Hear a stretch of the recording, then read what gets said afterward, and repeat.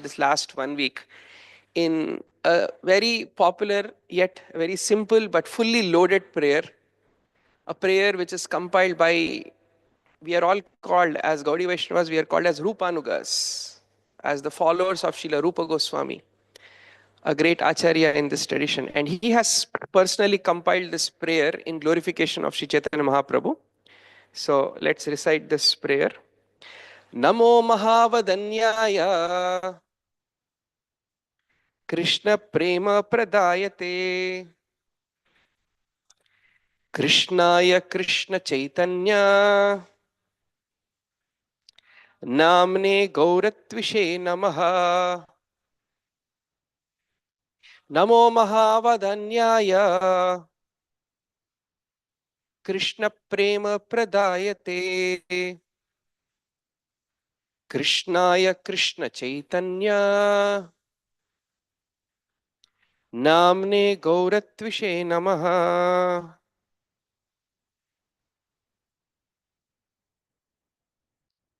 Namo Mahavadanyaya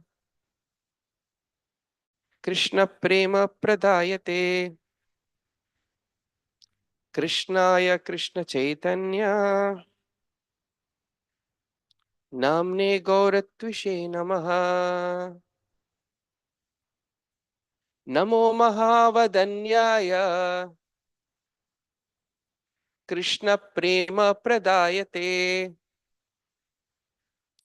Krishnaya Krishna Chaitanya Namne Gauratvishe Namaha. Namo Mahavadanyaya Krishna Prema Pradayate Krishnaya Krishna Chaitanya Namne Gauratvishe Namaha. Matajis.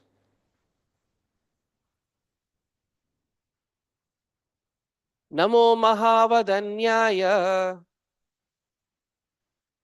Krishna Prema Pradayate Krishnaya Krishna Chaitanya Namne Gauratvishe Namaha. Namo Mahavadanyaya Krishna Prema Pradayate Krishnaya Krishna Chaitanya Namne Gauratvishe Namaha. Namaha, obeisances. Mahavadanyaya, Vadanyaya, who is most munificent and charitably disposed. Krishna Prema, love of Krishna. Pradaya, who can give. Te, unto you. Krishnaya, the original personality of Godhead. Krishna Chaitanya Namne, under the name Krishna Chaitanya. Gaura Tvishe, whose complexion is the golden complexion of Srimati Radharani. Namaha, obeisances. Translation. O most munificent incarnation, you are Krishna himself appearing as Sri Krishna Chaitanya Mahaprabhu. You have assumed the golden color of Srimati Radharani and you are widely distributing pure love of Krishna. We offer our respectful obeisances unto you. So, this is a very, very famous prayer. This is the prayer we should be meditating upon. Tomorrow when we take darshan of Chaitanya Mahaprabhu, we should be reciting this prayer.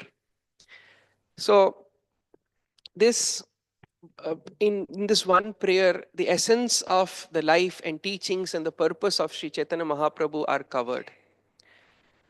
And there are 4 important aspects this prayer talks about. So we'll try to meditate on those. The first aspect this prayer talks about, it glorifies Chaitanya Mahaprabhu as Mahavadanyaya, as Prabhupada translates, as a most munificent and charitably disposed. Interestingly, Srila Bhakti Siddhanta Saraswati when he was once asked that, is Chaitanya Mahaprabhu really, the favor given by Chaitanya Mahaprabhu, is it really indeed the highest favor? So this is, I like to repeat what Bhaktisiddhanta said.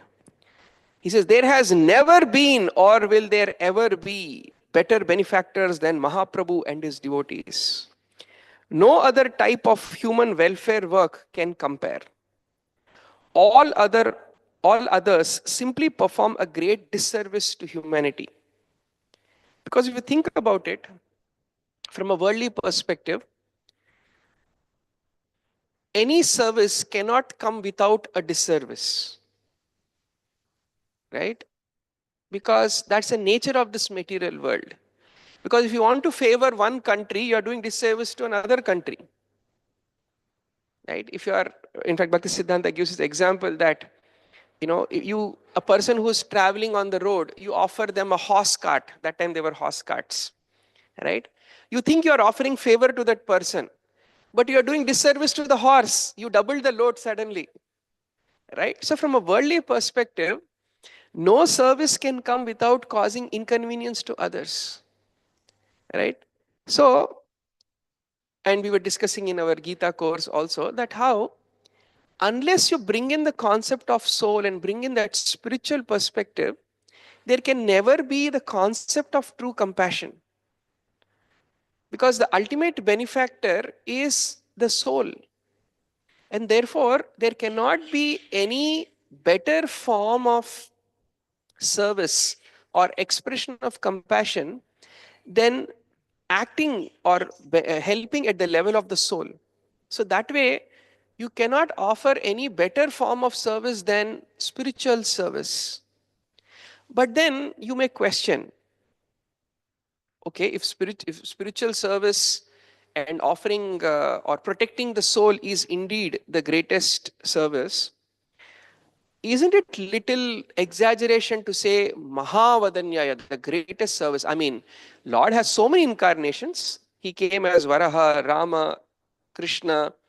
He came as so many incarnations. Why Chaitanya Mahaprabhu is exaggerated just because he's in your sampradaya, right? Because sometimes we like to, what should I say, play our own trumpet loudly. So because he is from your sampradaya, he is, that's why you are calling him as the Mahavadanyaya. So Bhakti Siddhanta, he further writes that Mahaprabhu's compassion is complete, while other forms of compassion are limited and deceptive. So guess who all he puts in the category of limited and deceptive compassion? Matsya, Kurma, Varaha, Ramachandra, and even Lord Krishna. Their compassion is deceptive. Now, this is a very tall claim. I mean, because sometimes, to glorify someone, it's general tendency in the material world to pull others down. That's how we tend to glorify, right? So is that what Bhakti Siddhanta doing here? No, he's going to justify now. Why Mahaprabhu is the most munificent? Because all the avatars of the Lord, let's take even Lord Krishna, what does he say in Bhagavad Gita? He says that Pavitranaya sadhunam vinashaya cha dushkritam. I come to protect the sadhus, the devotees, the spiritually minded people, and I destroy the miscreants. And he puts a condition. If you want my grace, sarva dharman parityaja mamekam sharanam vaja. Right? Surrender everything and then you'll get my grace. So you see, Krishna, yes, he is very merciful, but like the modern companies, he put a small star conditions applied there. And there's a lot of fine print there to receive Krishna's mercy, which is surrender. If you don't surrender, it's not easy to receive Krishna's mercy, right? So that's a challenge when it comes to accessing Krishna's mercy. But, and in the last, I think yesterday, His Grace Venkat Bhatta Prabhu was sharing that how Lord Rama, to access his mercy, you have to be dharma, because Lord Rama is dharma parayan. If you follow dharma, you will receive Lord Ram's grace. If you don't follow dharma, Lord Ram is never going to bend the rules for you. He is Maryada Purushottam. But whereas Krishna, he is not dharma parayan, he is prema parayan. if you surrender to him, he is ready to bend all the rules of the world for you. If you are willing to surrender, he doesn't care about the rules of the world. For him, dharma is secondary, prema is primary. Right? So he's prema parayan. But Mahaprabhu, he is kripa parayan, audharya parayan. Even if you express an intent to surrender, Mahaprabhu, I think I'm considering surrender. Immediately you get mercy. Right? So therefore, Mahaprabhu, his compassion has no star conditions applied. That's what makes him the most, his compassion therefore is the most complete. Right?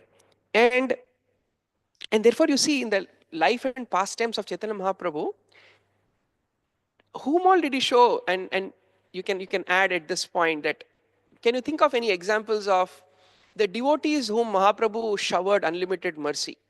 Like the other day we were hearing Madhav Gaur Prabhu sharing the Mahaprakash Lila. Right? Mahaprakash Lila is one fantastic example where Mahaprabhu in that pastime, he was just showering mercy. He was distributing like free popcorn. Yeah. So Dukhi became Sukhi. Right? Any other devotees you can think of that Mahaprabhu received that he showered his mercy with? So many examples. Well, Jagai Madhya will come later because they were technically not devotees. Sridhar Kolavicha, Ramananda Rai, all these exalted devotees, Mahaprabhu gave mercy to them. But then, do you have to be a devotee to receive Mahaprabhu's mercy? What if you are from other sampradaya? What if you are following some other path of spirituality? Right? Did Mahaprabhu give mercy to people of other traditions? Okay, yes, Murari Gupta. Yes, Murari Gupta is also a devotee. Don't put him outside the box, please. Hanuman will be very upset with you if you say that. Venkata Bhatta is also a devotee. He is from Vedic tradition. So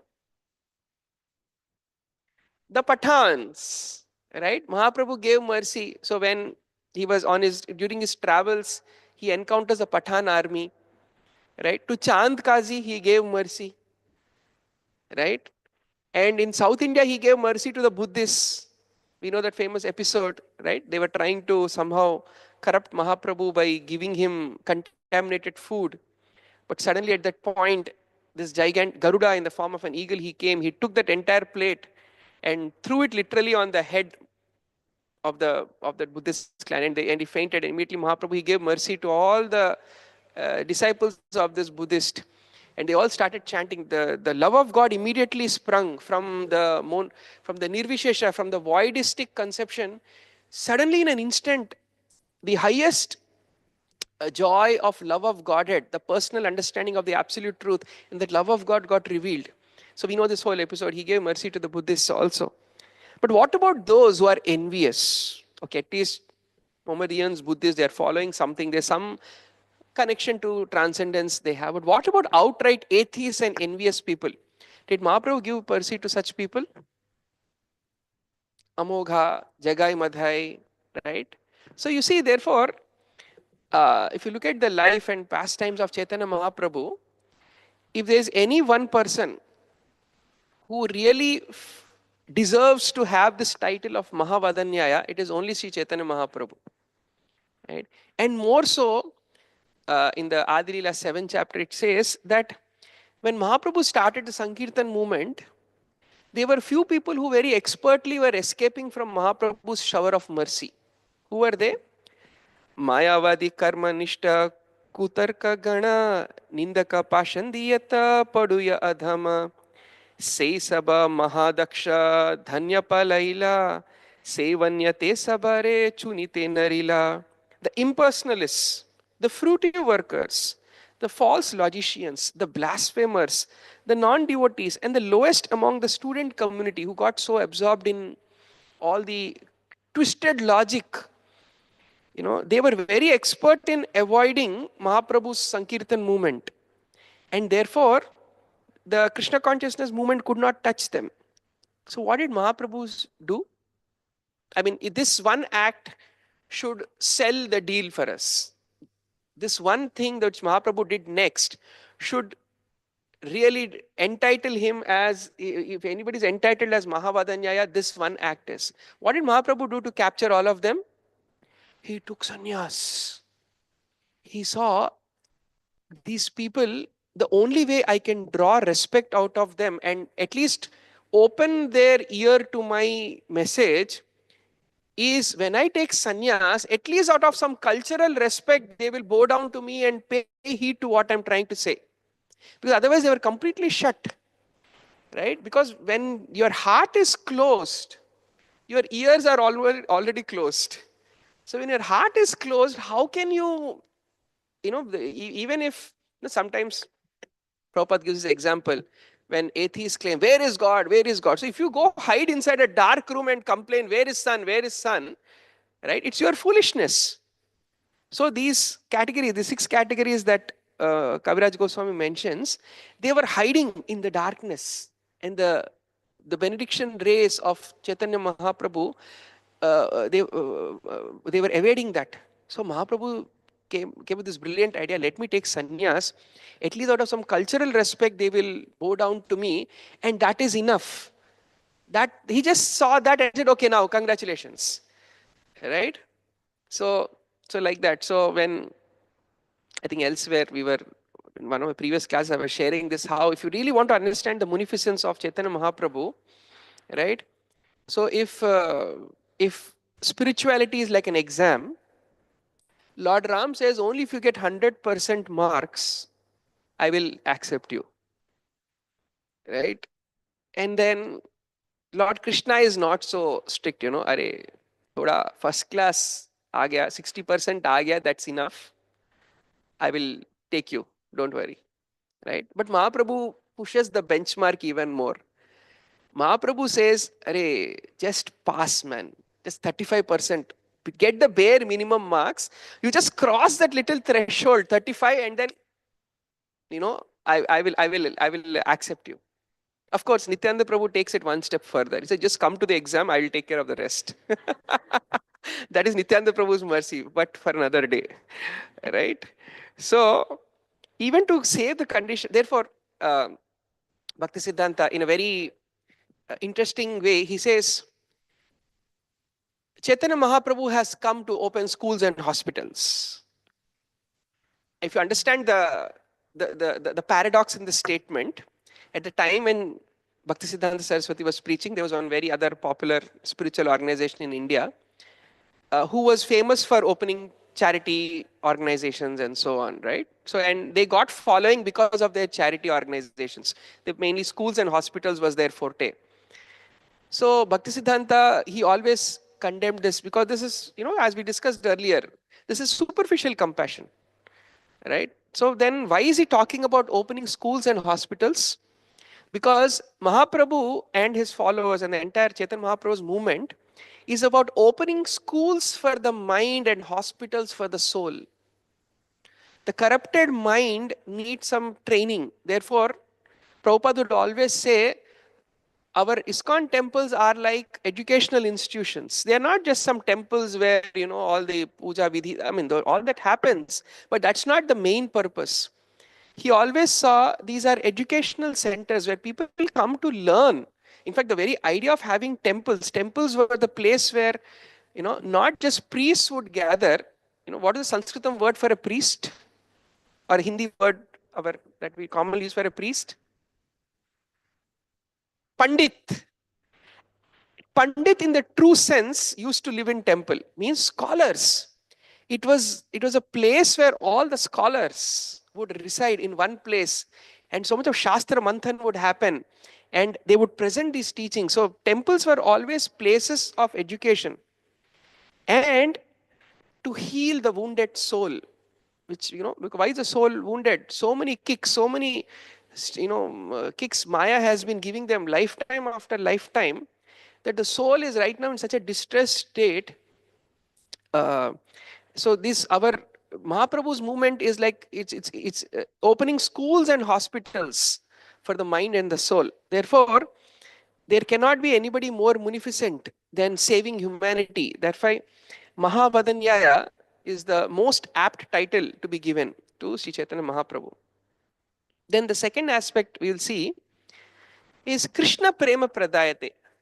Right? And this is where things get a little more interesting, because to really understand, I mean, today, though it is Kali Yuga, etc., etc., I mean, if you look at the world around you, there has never been such a surcharged spiritual consciousness in the world like today. Today we have access to so much of digital media. It's easy to, people, I mean, look at our own, when we were 15, 16, I mean, how many of us knew about spirituality? Today, when I meet youngsters, they already know so much, right? Teenagers, they are already tuned into many of these podcasts and, YouTube audio books. They have access to spirituality, and they're quite more progressive that way, right?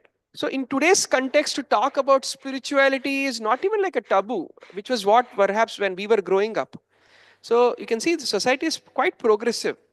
So to really understand about spirituality and Krishna Prema and Bhakti, in today's context seems like, okay, fine, right?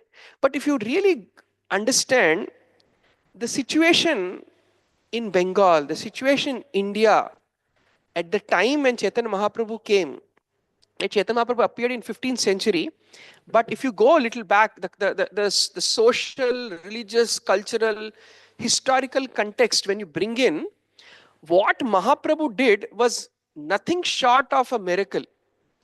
Because at the time, Bengal, in late 12th, 13th century, there was this Sena dynasty, the last known king known as Lakshmana Sena. He was defeated by, because that time the Turks were coming into India, all the Khiljis, the Khilji dynasty. Remember your high school history, right? We know Alauddin Khilji, right? So there was another Khilji named Bhaktiar Khilji. His name was Bhakta, but nothing Bhakta about him, right? His name was Bhaktiar Khilji. He came and he defeated the last of the Sena kings, and that's when the entire Turkish culture took over Bengal. And that time the kings themselves would not rule; they would delegate a proxy. They were known as Qazis. So these Qazis, they were like the pseudo kings. Basically, for them, it's not about political gain, it was more about economical gain. So as rulers, they would collect taxes from people, and all of that would go to Delhi. So Bengal, that time was one of, and still actually, technically it could have been, but even during, if you look at the history of India, Bengal was always one of the most prosperous provinces.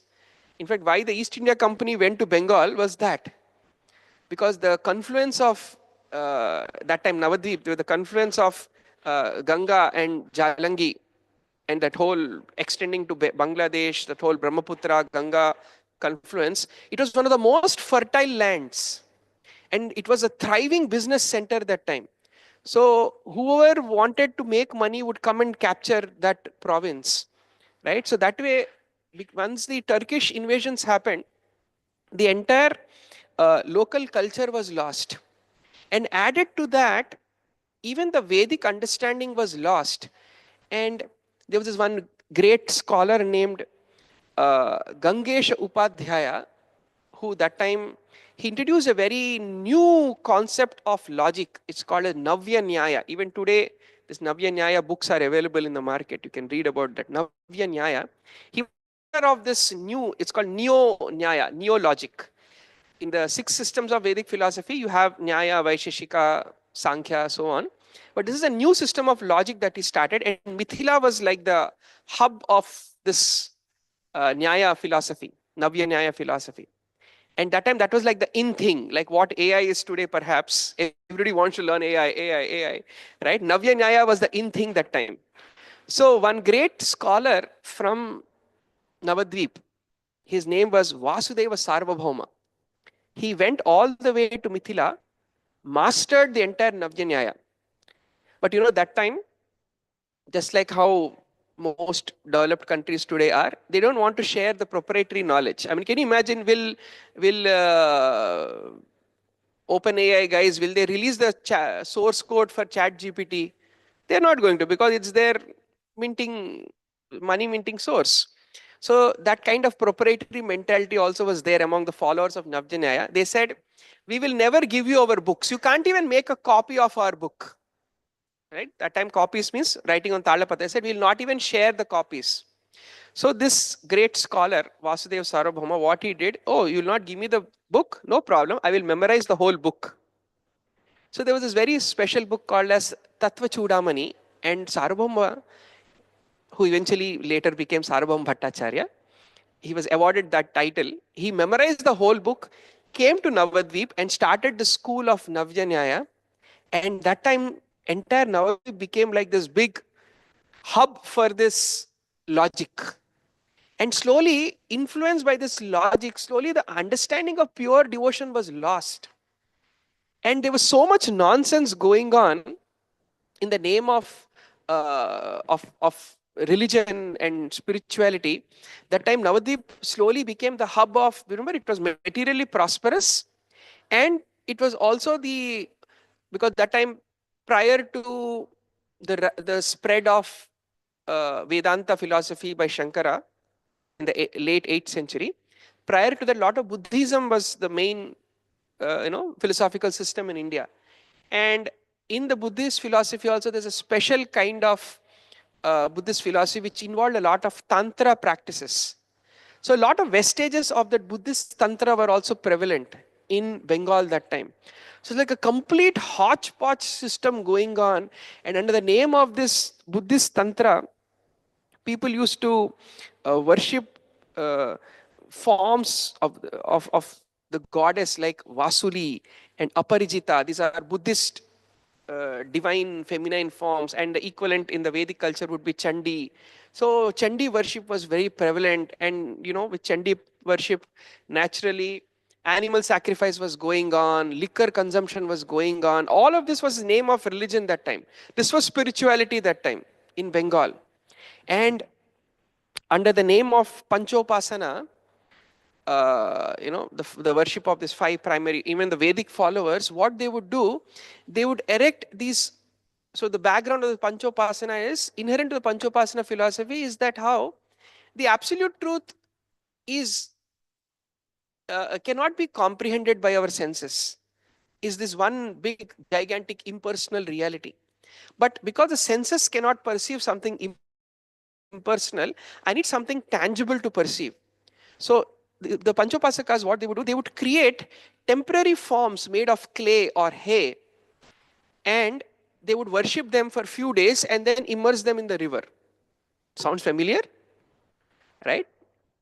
In Maharashtra, we have worship of, so Ganesha is also one of the Panchopasaka deity, and Devi, Durga also is one of the Panchopasakas deities. So in Bengal and Maharashtra, you'll still see traces of that, right? So they used to do that, and all these temporary dolls that were made, they were thrown away in water, and so much of, in again the name of religion, so much pomp in marriages, and what not marriage of human beings, by the way.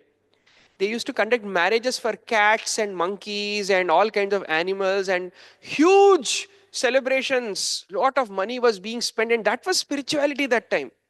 Can you imagine what craziness is going on today in India? If somebody says your ancestors were doing this, you'll be shocked. All of this was going on in Bengal that time. And amidst this, right, and part of this Tantra worship, the Panchamakaras, Makara, Ma. So 5 words that come with M. Madhya. Madhya means liquor. Mamsa, meat. Maithuna, sex. Matsya, fish. And mudra means not the mudras, but mudra means parched grains. So these 5 things are commonly used in Tantra practice. The entire spiritual practice was centered around this. Can you imagine? Meat, liquor, and sex. This was spirituality that time. So the entire society was so badly degraded, and from that stage, Mahaprabhu came and gave Krishna Prem. Can you imagine? In that kind of a cultural context, of course, the seed was sown by Madhavendra Puri. Yesterday, the other day, Shivan Sham Prabhu was discussing, and right, and of course later Advaita Acharya and all these stalwart devotees, they were praying that, please, my Lord, look at the craziness that is going on in the name of Vedic Dharma, right? people are actually entrapping themselves further in the darkness of ignorance. Therefore, Mahaprabhu, in that kind of a context, he came and he gave Sankirtan, he gave Krishna Prema, right? And that is the, so to understand this cultural context, how he gave the Krishna Prem in the form of the Sankirtan movement, it's nothing short of a miracle, where there was absolutely no acceptance of anything sublime in that kind of a materialistic, almost like a debauchy mindset that the society had.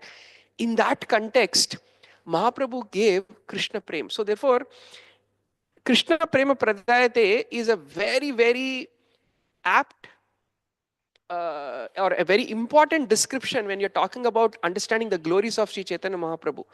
In a context where nobody was qualified for Krishna Prema, Mahaprabhu came and freely distributed that. Right? So that is, it's like, to, in a joking way, somebody comes and distributes free combs to everyone in the ashram. Right? So it's like that. Nobody was ready to use that comb. Nobody was ready to use or even understand what a Krishna Prem is, and Mahaprabhu gave it. Nobody was qualified for Krishna Prem, and Mahaprabhu gave it. Right? So that, and how did he do that? Specially through the Sankirtan movement. And that's why Bhaktisiddhanta also, he quotes how this Sankirtan movement, how it is a prime benediction of the society, and how Sri Chaitanya Mahaprabhu, he specifically came as the avatari who came to specifically give, and that's where the next connection comes in. Krishnaya. How? He is Krishna. Chaitanya Mahaprabhu, he is not an avatar, he is avatari. Avatari means one who takes incarnations. As Bhagavatam says, Ete chamsa kalapumsham Krishnastu Bhagavan Swayam. Krishna is the avatari who takes his different avatars. And Mahaprabhu, Chaitanya Mahaprabhu, is non-different from Krishna. So Krishnaya, Krishna Chaitanya. So he's just Krishna, but who takes the name of Krishna Chaitanya. So to understand this, how Krishna became Krishna Chaitanya, there's a long history to it, and you have to go back in time. When I say go back in time, you have to really, really, really go back in time to the beginning of the cycle of creation. Because when the Satya Yuga began, when the Vedas were lost, the Lord came as Matsyavatar, right? Saved, protected the Vedas, saved the Vedas. And when Lord came as Matsyavatar, he was like Rajnikant. He didn't have to do much. Came, protected, done. So technically he should have been happy. But he saw that Satyavata Muni and all the other sages, they were more happy. I was the hero of the pastime, and they, by collectively offering prayers and collectively engaged in a mission of, again, restoring the whole life on earth, they seem to be more happy. Seems like there is some joy in some collective action. Next time when I come, I will do something collectively. So next time when Lord came, he came as Kurma. And as Kurmadev, if you see the Kurmadev pastime, the Mandara Parvat, right? He held the Mandara Parvat, but he was part of a collective mission, because who was his associates that time in that mission? The Devatas, the Danavas, both churning the milk ocean. And Kurmadev, what did he do? He just came as a Mandara Parvat was immersing to support that Mandara Parvat. He was just sitting there. And he became the hero of the show as Kurma. And this time he participated collectively to see, right, what is it that, But he saw, hey, I am supposed to be the hero of the show. But look, Devatas are glorified because they churned. And seems like not just Devatas are glorified, they enjoyed that more than me. Because what is a maximum thing that Kurmadev experienced? Little itch on his back. That's it. But engaging in seva, in some active, dynamic activity, the devatas enjoyed so much. I think there is joy in some dynamic activity. Next time when I come, I'll do some dynamic action. And then Lord came back as Varaha. And now he did some dynamic action. He fought with Hiranyaksha and he had reciprocation with Mother Earth. And then he saw, I did all the fighting, I took all the bruises, but Mother Earth is very happy. Why? Because she got a child, right? Bhaumasur was born. Oh, next time when I come, I will have my own child. So the Lord came as Narsimha, but Narsingadev, though many times we think he is the personification of Lord's ferocity, actually Narsingadev is the personification of the Lord's parental affection. The Vatsalya Bhav personified is Lord Narsingha. Therefore, he comes specially as Narsingha, Nara Simha, because, you know, if you look at how lions, they really shower their affection towards their cubs by licking their forehead. So humans don't lick. At least most sane humans I know, they don't lick their children, right? But the very intimate affection lions show to their cubs. So Narsingadev, he came, you know, and then if you read that pastime, he was nicely brushing Prahlad Maharaj's forehead and he was even licking him like his own cub. And he thought, I'll be happy now, finally, like Bhudevi. He saw Prahlad Maharaj is more happy than me. Why? Because he is experiencing the love of a parent. I mean, love as a child, right? Of having a parent. Then Narsingadev turned around to see, okay, let me look at my father. Maybe I'll get some reciprocation. He looked around, he saw some pillar stone lying there. Because Narsingdev's father is a stone. What reciprocation can he? The stone is not going to lick him, do nothing. It will just lying there. Then he decided, no, next time I will have proper parents. I want to experience that. Right? So he came as Vamandev. And now Kashyapa, Aditi, he experienced parenthood, or rather love of having parents. But you see, he came, he performed pastime and left. He didn't enjoy so much. You know, he didn't, you know, even his family that he had, Indradev, blah, blah, whatever, right? For 5 minutes, in fact, they didn't have much reciprocation also with Indradev. Yeah, what kind of family life is? And he saw all the devatas, they were all like one big family. I think I need to experience family life for, you know, time for some more time. So then he came back as Parshuram. But you know, there was a little challenge as Parshuram. He had to kill his own brothers, he had to kill his own mother. Because Jamadagni, you know. So even though he enjoyed family life for some time, it was not a very deep personal exchange. So next time he said, no, this time with proper planning, the Lord came as experienced the supreme joy of being a child. 3 mothers showering, and Dasharath, there cannot be a father more loving than Dasharath.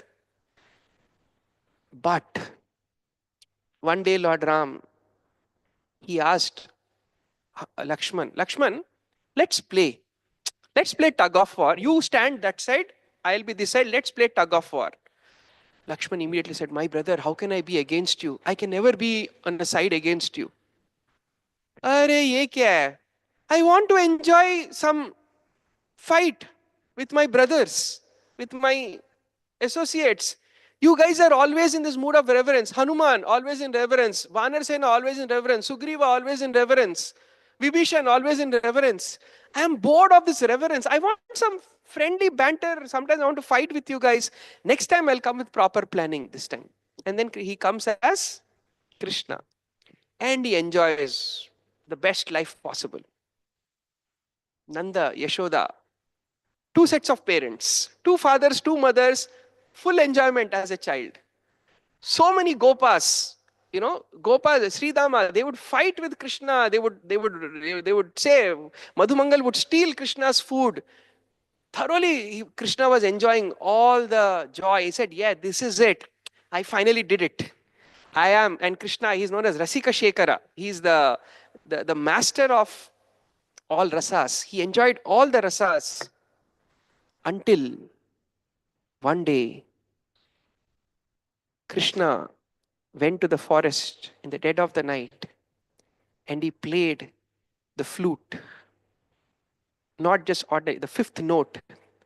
And that fifth note of his flute was so melodious, was so captivating that the gopis of Vrindavan, they abandoned all their belongings, family, society, homes, even their own social position, they abandoned. They came to reciprocate with Krishna.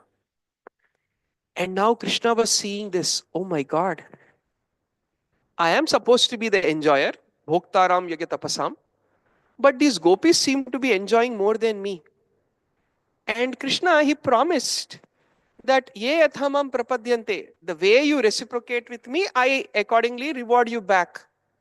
So with all the devotees, he was able to equally reciprocate, right? If Madhumangal steals Krishna's laddu, Krishna steals Madhumangal's laddu. If Sridama defeats Krishna, then sometimes Krishna defeats Sridama. So there's proper reciprocation going on.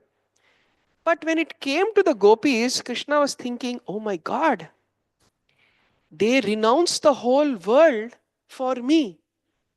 How can I renounce the world? I am God. I am limited. I cannot renounce this world. So for me to reciprocate with the love of the gopis, me being a God is a limitation. But can God not be God?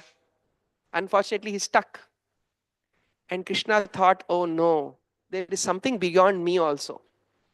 And he saw among the gopis, Srimati Radharani, she is experiencing this joy of devotion, the joy of service, even more than Krishna himself. And this completely baffled Krishna. And this time Krishna thought, I have to decode this puzzle. So, but then how can God experience that joy as a God? Therefore, God decides to come not as God. But then you see, God is always God. How can God become a devotee? Therefore, Krishna comes with as himself, but with the mood of somebody who is not God, but the greatest devotee at the same time is God. Because Radha is non-different from Krishna. The Shakti and Shakti Mator Abheda. The Shaktiman and Shakti are never different. So Srimati Radharani, she is the Supreme Personality herself.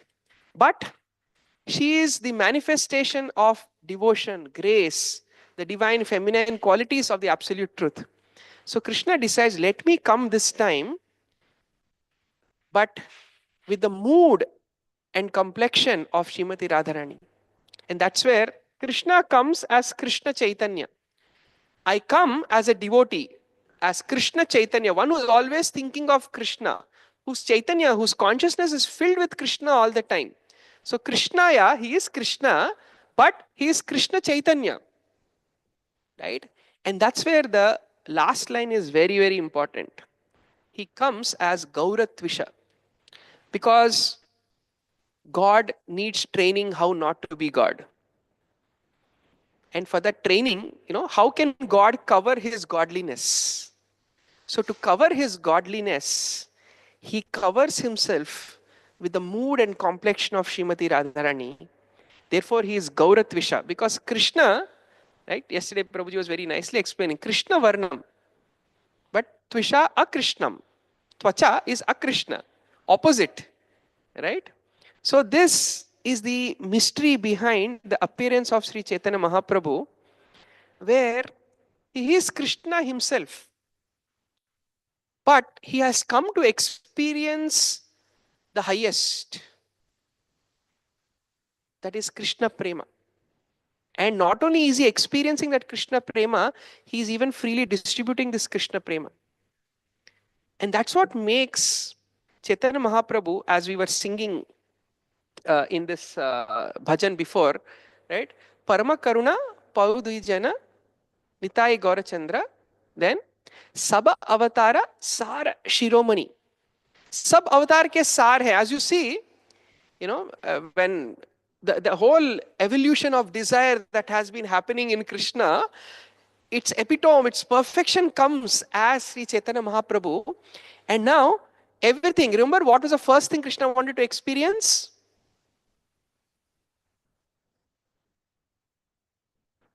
Why did he come as Kurma? Collective engagement. Mahaprabhu did that. Why did he come as, Varahadev? Some action. Yes, he did action. He destroyed the demoniac without fighting, without killing the demons. He destroyed the demoniac tendency in the heart. He came as Narsingha, right? It is described, our Chaitanya, in Chaitanya Bhagavat, it is described that Mahaprabhu, the renunciate Mahaprabhu, he has children and servants.